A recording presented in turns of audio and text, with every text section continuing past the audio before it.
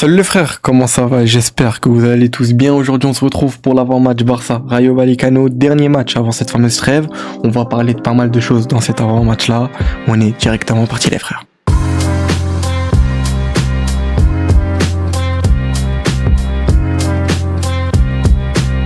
Dernier match avant cette fameuse trêve internationale qui ça faisait depuis un moment qu'on n'avait plus eu de trêve internationale, on va pas se le cacher. En tout cas les frères, ça va être un avant-match comme je l'ai dit au début dans l'intro, qui va être assez spécial un peu. J'ai envie de parler de pas mal de choses. Déjà on va bien évidemment parler de cette fameuse équipe du Rayo, du match de demain tout simplement qui attend le Barça. J'ai notamment envie de parler un peu de la liste des convoqués qu'il y a eu de l'Espagne et du Maroc, deux équipes que je vais suivre pendant cette fameuse trêve internationale etc, que je suis depuis un moment, où j'avais envie de donner quelques mots par rapport à ça. Et je vais aussi parler de cette fameuse décision de la CAF qui est sortie, où le Maroc a remporté la CAN, etc. sur tapis vert. On va en parler après. Et après avoir parlé de ça, je vais juste passer vite fait sur une espèce de mini-analyse, parce que pour ceux qui ont vu le débrief face à Newcastle, je vous avais pas promis une analyse, mais en tout cas, j'avais dit que j'allais essayer de vous en faire une. Je vous cache pas que ça a été assez compliqué entre les cours et la fin du Ramadan, avec l'Aïd, etc.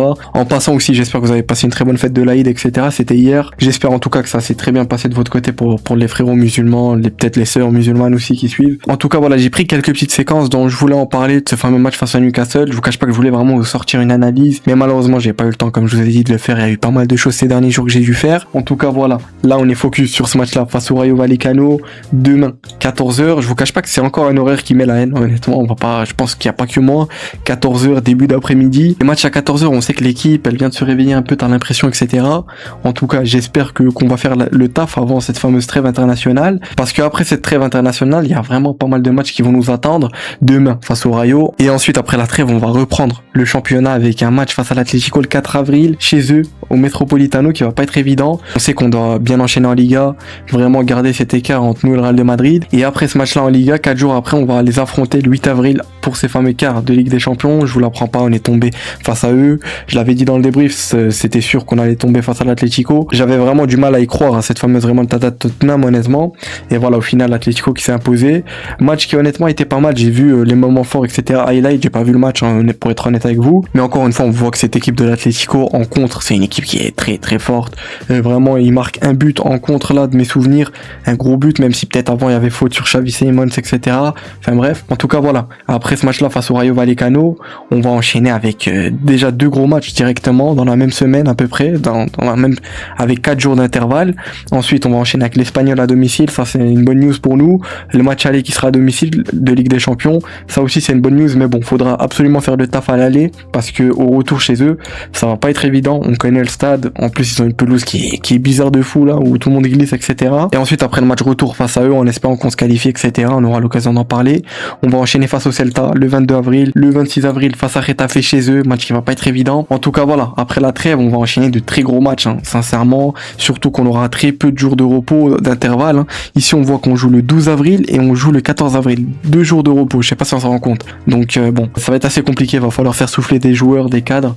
On aura l'occasion d'en parler. En tout cas, voilà, je voulais un peu parler du calendrier qui nous attend après la trêve, qui va pas du tout être évident. Mais bon, va falloir bien enchaîner. Après cette fameuse trêve, on va vraiment rentrer dans la dernière ligne droite de la fin de saison, tout simplement, qui va être très importante, cruciale, tout simplement. On aura de toute façon l'occasion d'en parler. Parlons un peu maintenant de cette équipe de Getafe qui, sur leurs 5 derniers matchs, c'est quand même qu'une seule défaite. Et encore, je sais pas ce qu'on peut réellement la compter comme une défaite. Parce qu'au final, même en perdant, ils se qualifient, parce qu'à l'aller, ils avaient gagné 3-1. C'était face au Samsun Sport, de mes souvenirs, équipe turque. Ou sinon, c'est 2 matchs nuls en Liga, une victoire qui remonte maintenant quand même face à Oviedo. J'ai pas la date exacte, mais en tout cas, c'est une victoire qui remonte. En tout cas, ils ont fait quand même le taf. Et ils se qualifient pour ces fameux quarts de Conference League face à Athènes. Et s'ils se qualifient pour ces demi-finales, ils vont très certainement affronter cette équipe de Strasbourg qui est quand même sur une très bonne forme, on va pas se le cacher. C'est pour ça que leur seule défaite, je sais pas ce qu'on peut réellement la compter comme une défaite, parce qu'au final, ils gagnent, ils se qualifient plutôt, j'ai envie de dire, mais ils perdent quand même le match. Mais ce que j'ai pu comprendre, c'est que le Rayo avait pas mal fait tourner, etc. Aussi, non, au niveau du classement, cette équipe du Rayo est quand même 13e au classement, avec 32 points, même si, comme j'en parle depuis un moment, de cette 7e place à la 15e place à peu près, il y a quand même très peu de points d'écart à peu près, parce que déjà ici on peut le voir, le Rayo est à ex-aequo avec Valence, 32 à 32, avec Séville à qu'un seul point d'écart. Ensuite ici on peut voir qu'il y a que 2 points d'écart. On peut voir clairement que ça joue à très peu de points, de cette 7e à la 15e place à peu près. C'est pour ça qu'il va falloir absolument faire attention à cette équipe du Rayo qui va être déterminée. Mais déjà le point positif c'est qu'on est à domicile encore une fois, même si le match est à 14h. Il me semble qu'on a enchaîné quand même 4 ou voire 3 matchs plutôt à domicile quand même, ce qui, on va pas se le cacher, nous avantage, nous met bien. On sait bien qu'au Spotify Camp Nou, t'as l'impression que l'équipe ne peut tout simplement pas perdre, mais demain faudra quand même faire attention à cette équipe du Rayo, qui une victoire ou même un match nul peut être très important pour eux, parce que je pense que leur objectif est quand même d'aller chercher le top 10, ou peut-être se concentrer plutôt sur la Conference League pour assurer une qualification encore l'année prochaine, essayer de la remporter ou d'aller en finale plutôt. En tout cas, ce qui est sûr, c'est que cette équipe du Rayo sera plus que déterminée demain. Ils vont absolument vouloir prendre les 3 points pour essayer de monter dans le classement tout simplement. Et même s'ils peuvent nous gratter un match nul, ils vont le faire. On sait que c'est une équipe qui peut pas mal nous mettre en difficulté. Parce que pour rappel, au début de saison, on les avait joués. C'était le 3e match de Liga, il me semble, si je dis pas de bêtises, à 21h30. Je m'en souviens très bien de ce match-là à Vallecas, pour ceux qui s'en souviennent. Un match qui avait été assez compliqué honnêtement, avec ce but de Lamine Yamal sur penalty. Ensuite, eux qui avaient égalisé à la 67e. Un but qu'on s'était pris parce qu'il était seul au 2e poteau de mes souvenirs, si je me trompe pas. Un match où honnêtement, on avait eu pas mal de mal. Après, c'était le Barça de début de saison. On avait eu un très grand Juan Garcia pour ceux qui s'en souviennent. 8,6 ici. On avait eu aussi un grand Lamine Yamal avec ce fameux penalty qui marque. Mais sinon, il y avait pas mal de joueurs qui étaient quand même pas sur un bon niveau, que ça soit un Olmo qui nous avait raté une dinguerie, je m'en souviens. Ferran, voilà, c'était assez compliqué. Rafinha aussi, c'était un peu compliqué ce match-là. Baldé, j'ai plus trop de souvenirs, même Christensen, mes souvenirs, je vous cache pas que j'ai pas trop de souvenirs. En tout cas, c'était l'époque où Christensen était là. Malheureusement, on sait qu'il est blessé et que la saison est quasiment morte pour lui. Parce que pour rappel, après la trêve, normalement, Baldé, Koundé et De Jong devraient être de retour et disponibles. On l'espère. Il me semble que Koundé et De Jong, c'est sûr qu'ils seront disponibles. Baldé, c'est pas encore sûr ce qui est sorti. En tout cas, c'était un match où voilà, Juan Garcia nous avait pas mal sauvé, honnêtement, même plus que sauvé. Il finit homme du match, pour ceux qui s'en souviennent. Il nous avait pondu un match, un masterclass. C'était les débuts de Juan Garcia, mais des débuts qui étaient magnifiques. Il nous avait pas mal sauvé, surtout dans ce match-là, avec de grosses parades. Après, comme j'ai dit, c'était le Barça de début de saison aussi. On avait des petits problèmes, on avait des joueurs aussi qui étaient pas au niveau, etc. On s'en souvient. Certains joueurs qui, voilà, tu sentais qu'ils étaient peut-être un peu fatigués, qui avaient pas totalement leur niveau. Un Dani Olmo c'était très compliqué en début de saison, je m'en souviens. Même un Rafinha qui avait un peu du mal. C'était pas le Rafinha qu'on avait connu la saison passée, mais elle revient très bien, même depuis un long moment, bien évidemment. Les débuts de l'ascension un peu d'Eric Garcia, même si ça avait commencé en fin de saison passée, pour ceux qui s'en souviennent. Le bon vieux Christensen qui était là, mais bon, malheureusement, depuis, s'est blessé. Et bien évidemment, on avait le Lamine Yamal qui était en feu, le Pedri qui contrôlait le tempo comme maintenant, etc. Mais bon, c'était quand même une équipe qui avait pas mal de problèmes, on s'en souvient, début de saison. En tout cas, ce match-là, Juan Garcia vraiment nous avait pas mal sauvé. Il s'était procuré pas mal d'occasions, le Rayo. Déjà, il y avait ce face-à-face là, je m'en souviens, il nous le sauve. Il y avait notamment ce tir-là qui va très bien arrêter. Elle revient sur le joueur, mais heureusement qu'il rate le ballon. Il me semble que c'est Trejo, vraiment dans les dernières minutes, on peut le voir ici, 89e. Heureusement qu'il s'était loupé, parce que sinon ça aurait été une défaite. Déjà que c'était le 3e match de Liga, tu finis sur un match nul, c'était assez frustrant, je m'en souviens. Mais au final, alors la Juan Garcia qui la capte, heureusement, même si avant il nous sort une très belle parade. Mais en tout cas, ça va être la 2e fois qu'on les affronte. La première fois qu'on les avait affrontés, c'était chez eux. C'était un match qui était assez compliqué, hein, comme je vous l'ai dit. Ils nous avaient pas mal mis la pression. Il y avait aussi l'état de la pelouse qui était catastrophique, je m'en souviens. Et c'était aussi le Barça de début de saison. Et de toute façon, on connaît le Rayo. On sait qu'à domicile, c'est assez compliqué, cette équipe du Rayo, etc. Mais là, on a l'avantage d'être à domicile pour ce match-là. Encore une fois, au Spotify Camp Nou, avec l'ambiance des supporters, etc. Une ambiance qui a été juste magnifique face à Newcastle. Même ces derniers matchs-là, on a eu une ambiance qui était juste magnifique, hein, sincèrement.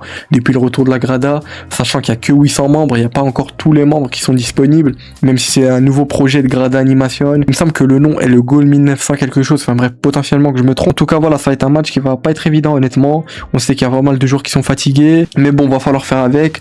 On sait qu'on a des joueurs qu'on peut faire entrer, qu'on peut faire de la rotation peut-être. En tout cas, pour ce dernier match avant la trêve, faudrait partir avec un 11, vraiment notre 11 de titulaire tout simplement. Faire de la rotation où il faut. Par exemple, à ce poste de latéral droit, où ça parlerait que Xavi Espart sera titulaire parce qu'Eric Garcia n'est pas totalement à 100%. En tout cas, on aura l'occasion d'en parler après dans la compo en fin de vidéo. Parlons maintenant un peu de cette fameuse trêve internationale qui arrive, cette fameuse liste des joueurs qui ont été convoqués de l'Espagne et du Maroc. On commence avec la liste des convoqués de l'Espagne qui vont affronter l'Égypte et la Serbie pour ces 2 matchs amicaux. Vous savez très bien, matchs amicaux qui sont là pour préparer le mondial. Liste de convoqués avec pas mal de nouveaux noms, que ça soit déjà Victor Munoz qui a été convoqué, lui qui fait vraiment une grosse saison du côté d'Osasuna. Sinon, au niveau des noms du Barça qui ont été convoqués, il y en a 7 déjà. Déjà, comme d'habitude, on a Koubarsi, Pedri, Dani Olmo, Fermin, Lamine et Ferran, ces 6 joueurs-là qui ont été convoqués, qui sont convoqués depuis un moment, qui sont des cadres même, j'ai envie de dire, de cette équipe d'Espagne. Mais on a eu cette surprise dans cette fameuse liste de convoqués, Juan Garcia qui a été convoqué, très content pour lui, honnêtement il le mérite. Une surprise plutôt dans le sens où pas mal de gens s'y attendaient pas, surtout après sa sortie face à Newcastle en fin de match où il se touchait le mollet, etc.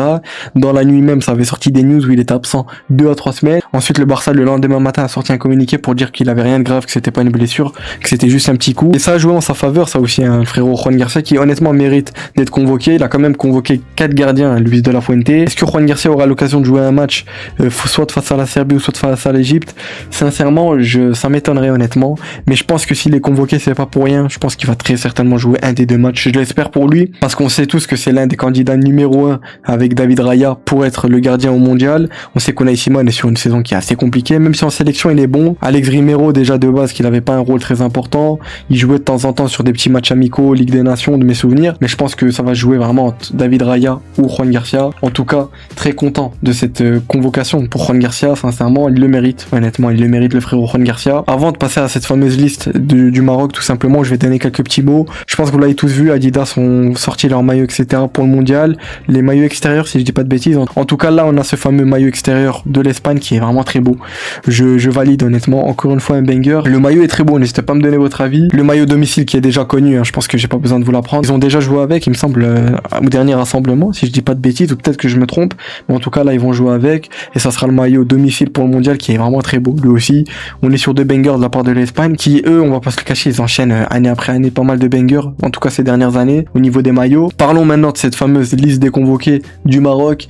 Liste des convoqués où il y a pas mal de nouveaux noms qui vont être très intéressants. On va suivre ça. Liste des convoqués pour ces fameux matchs face à l'Équateur et au Paraguay qui vont être des bons tests honnêtement avant la Coupe du Monde. Des matchs face à des équipes d'Amérique latine. On sait que les équipes d'Amérique latine ont un autre style de jeu, etc. que les équipes africaines, même européennes. Et ça va être un bon test honnêtement avant le mondial avec pas mal de nouveaux noms, que ça soit Issa Diop, même si voilà, certains sont pas très d'accord de sa convocation. Moi, je vais pas trop donner mon avis pour pas trop rendre l'avant-match trop long. On a aussi la convocation d'Ismaël Baouf qui lui est une surprise aussi. On a Redouane Halal, on a notamment Chadi Riyad, son retour. On a notamment la convocation de Sofiane El Karnaoui. Je sais pas ce que ça se dit exactement comme ça, mais lui qui déjà pour moi devait être convoqué pendant cette CAN-là, qui n'a pas été convoqué, et une convocation qui est plus que méritée. Lui qui est sur un très bon niveau hein, du côté du championnat hollandais. Je me souviens plus dans quelle équipe il joue. J'ai pas trop envie de dire de bêtises. Après on a des noms qu'on connaît déjà, Salah Eddin, Mazraoui, Azdin Ounahi, Saibari, El Khanouz, El Anaoui. On a la convocation d'El Mourabet, lui aussi première convocation en équipe nationale, qui va être à suivre honnêtement. Lui qui est sur un très bon niveau du côté de Strasbourg. On a notamment Targhalin qu'on connaît déjà. Mohamed Harimat qui lui est vraiment un joueur que je voulais voir. Déjà, pour moi, il devait être convoqué à la CAN honnêtement, qui est un joueur vraiment qui a un peu ce style de 6, vraiment un peu élégant, etc. Pour ceux qui ont suivi cette fameuse Coupe du Monde arabe qui vient de passer, qu'on a gagné, Coupe du Monde arabe où t'as vraiment les joueurs de l'équipe B, on va dire du Maroc, entre guillemets, les joueurs qui jouent pas avec l'équipe A, etc.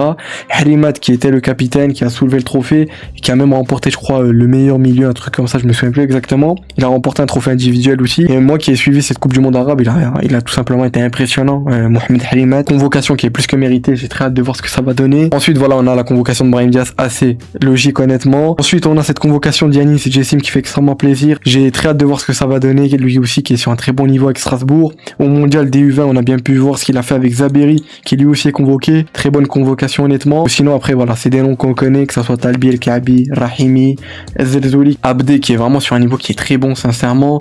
Amin Adli pareil du côté de Bournemouth qui est sur un très bon niveau. Une liste des convoqués qui est honnêtement très bonne, avec pas mal de surprises, avec des joueurs qui vont être très intéressants. On voit qu'au niveau du secteur défensif, il y a pas mal de joueurs qui ont été convoqués. C'est un secteur qui, on va pas se le cacher, on a pas mal de lacunes, etc. Donc je comprends son choix à Mohamed Wahabi d'avoir convoqué autant de défenseurs, c'est assez logique. Il va tester vraiment pas mal de choses pendant ces matchs amicaux là. Au niveau de la compo, ça parlerait qu'il va jouer avec un 4-2-3-1, un peu similaire au Barça entre guillemets. Ça parlerait qu'il y aurait ce fameux double pivot. Un double pivot, la Anaoui, Halimat, qui ça pourrait très bien marcher ensemble. Enfin bref, de toute façon on aura l'occasion d'en parler. Peut-être que je ferai des petits débriefs du Maroc si j'ai le temps pendant cette trêve. En tout cas voilà, Mohamed Wahabi qui a pris les commandes du poste de sélectionneur du Maroc depuis un moment maintenant. Je vous cache pas que quand on a eu l'annonce que Mohamed Wahabi allait prendre la tête de cette fameuse sélection marocaine, etc., je voulais vous faire une petite vidéo pour parler un peu de ce qu'il allait apporter, etc., de ce qu'on pourrait voir avec Mohamed Wahabi. Mais malheureusement, c'était une période où il y avait les cours, etc., j'avais pas eu le temps de vous la faire. En tout cas, voilà, Mohamed Wahabi, on le connaît tous, c'était soit lui, soit Skitiwi. Mais bon, c'était plus lui qui était le plus probable de prendre ce poste de sélectionneur du Maroc après Walid Regragui. Pour rappel, Mohamed Wahabi, vainqueur de cette fameuse Coupe du Monde U20 avec le Maroc U20 tout simplement, avec vraiment une très belle équipe, avec ce fameux trio d'attaque avec Othman Mahama, Yassine Zaberi et Jessim Yassine, qui nous avait pas mal fait rêver pour ceux qui ont suivi ce fameux mondial des U20. En passant aussi, voici les 2 maillots avec lesquels on va jouer cette fameuse Coupe du Monde 2026 qui est dans 3-4 mois, même 3 mois il me semble, et si je dis pas de bêtises, elle va très vite arriver cette fameuse Coupe du Monde, j'ai très hâte honnêtement. On aura l'occasion de toute façon d'en parler. Je pense que vous l'avez tous vu, on a aussi eu cette fameuse news qui est sortie cette semaine, mardi 17 mars, à 10h35, 22h35 plus tôt. Je me souviens, c'était pendant le match du Real, j'étais en train de regarder le match du Real face à City, même si le match était déjà plombé avec cette main de Bernardo Silva, le carton rouge, etc. Je me souviens, j'étais posé, je regardais le match tranquillement. Ensuite, sur Insta, j'avais reçu une notif, etc. dans un groupe où un pote avait envoyé cette fameuse publication du Maroc qui disait qu'on était champion d'Afrique, etc. Au début, je vous cache pas, j'étais dans l'incompréhension. Ensuite, je vais sur Twitter, j'ouvre Twitter et je vois tous les comptes. Là, j'ai pris le tweet d'ActuFoot, mais il y avait vraiment tous les comptes qui avaient relayé ça, avec cette fameuse décision de la CAF qui, voilà, a décidé d'annuler cette victoire du Sénégal. Et donc, ce qui fait que le Maroc est devenu champion d'Afrique 2025 sur tapis vert, 3-0, victoire 3-0 sur tapis vert. C'est vrai que c'est un moment d'histoire qui s'écrit, on va pas se le cacher. ActuFoot qui avait mis ça. Moi, pour ceux qui s'en souviennent, j'en avais parlé dans le débrief de Sociedad parce que je crois que c'était dans la même soirée. Il y avait eu la finale de la CAN et le match du Barça quand on avait perdu face à Sociedad 2-1, etc. Moi, je l'avais dit clairement, j'avais dit que c'était honteux ce qu'on avait vu dans cette finale, que c'était pas normal que l'équipe du Sénégal parte comme ça, etc. Qu'il fallait appliquer le règlement. Moi, j'attendais une décision dans la semaine, honnêtement, parce que ça parlait que ça allait tout simplement donner la CAN au Maroc, parce que sur tapis vert, etc. Mais au final, on n'a rien eu. Il y a juste eu des sanctions par rapport à cette équipe sénégalaise qui a dû payer pas mal d'amendes. Certains joueurs qui sont aussi suspendus pour la Coupe du Monde. Enfin bref, je me souviens plus exactement des sanctions qu'ils ont eu, mais au final, je me suis dit que voilà, c'est bon, c'était fini, j'avais tourné un peu la page. Et au final, 2-3 mois après, on a cette fameuse décision de la CAF. Décision de la CAF qui nous dit qu'on est champion tout simplement de la CAN. Mohamed Wahabi aussi qui en a parlé dans cette fameuse conférence de presse où il a annoncé la liste des convoqués. Il l'a dit clairement déjà, il a parlé de l'importance de la continuité. Il a dit on a une Coupe du Monde qui arrive et on est vainqueur de la dernière CAN. L'important, c'est la continuité. Lui qui veut vraiment continuer sur cette continuité tout simplement et vraiment essayer de faire un très bon mondial, peut-être à l'image du dernier mondial. Pourquoi pas revivre un scénario assez similaire au dernier mondial. Enfin bref, on aura l'occasion d'en parler. En tout cas voilà, ça aurait été tout par rapport à cette petite parenthèse que j'ai voulu faire par rapport à cette liste de convoqués du Maroc, cette fameuse liste aussi de l'Espagne avec la surprise de Juan Garcia qui ça fait extrêmement plaisir pour lui, le frérot Juan Garcia. En tout cas voilà les frères, passons directement à la compo. Voici la compo, voici le 11 que j'alignerai demain face au Rayo. Une compo assez classique honnêtement, je vais pas vous le cacher. Avant de parler de la compo les frères, en début de vidéo j'avais dit qu'on allait revenir sur ce fameux match face à Newcastle parce que j'ai pris pas mal de screens etc, de choses dont je voulais en parler etc, mais bon, quand je vois maintenant à l'heure actuelle où je suis en train de rec, je suis déjà à 38 minutes, je me dis que l'avant-match va durer plus d'une heure, quasiment une heure. Et voilà, je pense que pour vous ça va pas être très agréable à voir. Donc voilà, au final j'ai décidé d'enlever cette partie à analyse un peu parce que sinon l'avant-match allait durer très longtemps. Comme je vous l'ai dit, ça allait pas être très agréable pour vous à voir etc. En tout cas, ce que je vous promets les frères, c'est qu'on va en revenir sur ce fameux match là face à Newcastle. Je pense que je vais sortir une petite vidéo analyse pendant la trêve et pas que sur le match face à Newcastle, aussi sur les derniers matchs qu'on a vus parce qu'on a vu pas mal de choses très intéressantes. Déjà rien que le match face à Newcastle, il y a vraiment eu de très belles choses. Il y a aussi des mauvaises choses bien évidemment. En tout cas voilà, tous les screens etc que je devais vous montrer, je les garde et je vous prépare une vidéo dans la semaine qui arrive pendant cette trêve. De toute façon j'ai 2 semaines pour vraiment vous préparer pas mal de petites vidéos, je vais essayer. En tout cas voilà, je referme cette petite parenthèse. Parlons maintenant de cette fameuse compo, comme je l'ai dit, je le répète, assez classique. Pour moi faut partir avec une compo vraiment avec nos joueurs titulaires de base, tout simplement avec un 11 titulaire un peu, même si ici j'ai mis Xavi Aspas parce que j'en ai parlé tout à l'heure, mais Eric Garcia n'est pas totalement remis de sa blessure. C'est pas vraiment une blessure de ce que j'ai compris qu'il a, mais c'est vraiment, il a une petite gêne qui fait que quand il joue il est pas à l'aise. On a bien pu le voir face à Newcastle, lui qui est sorti au bout de la 20e etc, parce qu'on a bien pu voir que c'était pas l'Eric Garcia qu'on connaissait. En tout cas pour commencer dans les cages, Juan Garcia, lui qui des dernières news sera titulaire. Le Barça a communiqué, ils ont dit qu'il avait rien etc, qu'il était pas blessé, il sera titulaire et pour moi il doit être titulaire honnêtement. De toute façon Chesney, on a bien vu que sur son post Instagram, pour ceux qui ont vu, il avait mis voilà, très content d'avoir pu aider l'équipe, un truc comme ça. Et ensuite il a mis nous t'attendons, on revient vite Juan Garcia, parce qu'au début on s'attendait à une grosse blessure de sa part, mais au final c'est rien de ça. Donc voilà, Juan Garcia dans les cages bien évidemment sans trop de surprise. Ensuite au niveau de cette défense là, une défense qu'on a depuis un moment maintenant, on va pas se le cacher, Cancelo à gauche, Gérard Martin Koubarsi dans la charnière centrale qui joue extrêmement bien tous les deux ensemble. Et au poste poste de latéral droit, la surprise entre guillemets, Xavi Espart, qui des dernières news qui sont sorties, c'est même plus que sûr qu'il sera titulaire demain, surtout avec l'absence d'Eric Garcia, potentiellement qu'il va peut-être encore jouer tout le match, ou peut-être qu'on aura la rentrée d'Araujo, tout va dépendre de son match, de l'intensité, est-ce que cette équipe du Rayo va nous mettre en difficulté, etc. En tout cas, voilà pour cette défense-là, je pense qu'il n'y a pas trop de surprises honnêtement. Au niveau du milieu, sans trop de surprises encore une fois, double pivot, Pedri, Bernal, qui tous les deux jouent extrêmement bien ensemble, qui sont sur un très bon niveau. À ce poste de numéro 10, milieu offensif, je partirais avec un Fermin honnêtement, même si sincèrement ça m'étonnerait pas de voir un Olmo, même si pour moi, comme j'ai dit, je le répète, pas mal d'avant-match, j'ai cette préférence pour Fermin, même si Olmo revient bien, etc. Après, bien évidemment, j'exclus pas une entrée de Olmo, etc. pour faire souffler un Fermin qui en a besoin, surtout qu'il va partir en sélection lui aussi, et qui va potentiellement jouer un rôle important. Je pense que Luis de la Fuente va le titulariser, etc. pour voir un peu ce que ça donne, parce qu'il est sur un très bon niveau cette saison-là, et même au niveau de ses stats, il est sur de très bonnes stats, il me semble qu'il a plus de 20 goals assists, il les a même dépassés, de mes souvenirs. En tout cas, voilà pour ce milieu-là. Ensuite, pour finir au niveau de l'attaque, attaque assez classique, à part à ce poste de 9 là, on va en parler. Rafinha sur cette aile gauche, Lamine à ce poste d'ailier droit, bien évidemment, et à ce poste de numéro 9, je partirais avec un Ferran, pour moi, honnêtement. Après, ça m'étonnerait pas de voir un Lewandowski qui revient vraiment très bien. Lewandowski qui nous a claqué ce doublé là face à Newcastle. Des beaux buts, honnêtement, qu'il nous a mis, on va pas se le cacher, même s'il rate aussi deux grosses occasions. Mes souvenirs, en tout cas, une qui vraiment devait finir au fond de Lewandowski, qui lui n'avait plus marqué depuis un moment, etc. Enfin, il revient bien, le frérot Lewandowski, même si sa première mi-temps face à Newcastle était assez compliquée, c'est surtout sa deuxième mi-temps qui est très bonne. En tout cas, pour ce match-là, moi je parais quand même avec un Ferran Torres, honnêtement. Surtout que je pense que Flick va peut-être mettre au repos Lewandowski parce qu'il est convoqué avec l'équipe nationale polonaise et qu'il va jouer un rôle très important. Ce que j'ai vu, c'est qu'il y a 3 attaquants qui ont été convoqués du côté de la Pologne, si je me trompe pas. Donc c'est sûr qu'il va être titulaire, surtout que c'est aussi le capitaine de la Pologne, c'est le joueur star de la Pologne. Je pense que Flick va le mettre au repos, ou peut-être qu'on l'aura de titulaire et qu'il sortira en deuxième mi-temps ou quoi. Mais moi je pars quand même avec un Ferran de titulaire pour voir un peu ce que ça donne, où il en est. Ce qui est sorti, c'est que voilà, Ferran sait qu'il est sur une mauvaise période, etc. Mais que c'est une période qui peut arriver à un numéro 9, une période creuse où il marque pas, etc. Qu'il est sur un niveau compliqué, mais qu'il est vraiment convaincu qu'il peut revenir sur un très bon niveau, qu'il est plus que motivé, etc. Lui qui est convoqué avec la sélection espagnole, même s'il est sur un niveau qui est assez compliqué. On sait que c'est l'un des numéros 9 titulaires de cette équipe espagnole, même si bien évidemment ça joue avec Oyarzabal, on va pas se le cacher. En tout cas, moi je pars avec un Ferran Torres, j'espère qu'il va revenir sur un bon niveau. En tout cas, j'espère que demain, ce match-là face au Rayo à 14h, ça va lui permettre de se relancer, qu'il nous claque un petit but, lui qui a pas marqué depuis un long moment. Et même en dehors du fait qu'il marque, je veux vraiment que dans le jeu, il soit plus impliqué, qu'il soit meilleur tout simplement, parce que ça soit dans le pressing, dans le jeu, vraiment il y a rien qui va en ce moment avec Ferran Torres. Même si bien évidemment, si on veut être objectif, etc., le plus probable qu'il soit titulaire, c'est Lewandowski qui mérite tout simplement, lui qui revient bien. Mais comme je vous l'ai dit, comme il est convoqué avec l'équipe polonaise, etc., je pense potentiellement qu'il peut être mis au repos par Flick. En tout cas, on verra bien ce que Flick va décider d'aligner demain, même si je pense qu'on aura quelque chose de très similaire, voire même cette compo, à part à ce poste de numéro 9 où il y a discussion honnêtement entre Ferran et Lewandowski. Ou sinon au poste de latéral droit, c'est plus que sûr qu'on aura Xavi Espart du titulaire, surtout avec cette fameuse blessure, entre guillemets, cette gêne plutôt que Eric Garcia a. En tout cas, voilà, pour ma compo, n'hésitez pas à me donner votre avis en commentaire. On verra bien de toute façon ce que Flick va décider de nous aligner demain. Et puis voilà les frères, ça aurait été tout pour cet avant-match. J'espère que vous aurez apprécié l'avant-match. Si c'est le cas, n'hésitez pas à liker et vous abonner, ça fait extrêmement plaisir. J'ai vu qu'il y avait pas mal de nouveaux qui ont rejoint la chaîne ces derniers jours.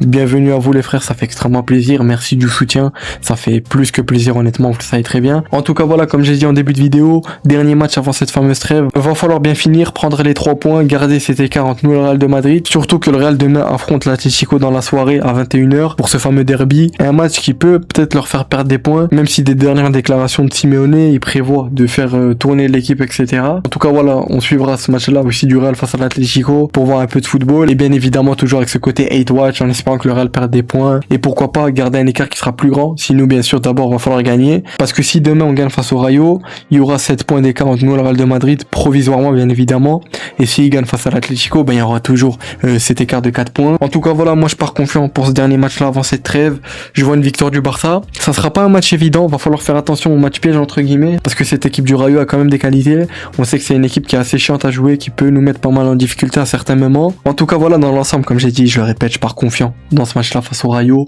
je vois le Barça s'imposer avant cette trêve internationale. Et puis voilà les frères, d'ici là, portez-vous bien, prenez soin de vous, on se retrouve demain directement après le match pour le débrief. C'était Azro, passez une excellente soirée, ciao les frères.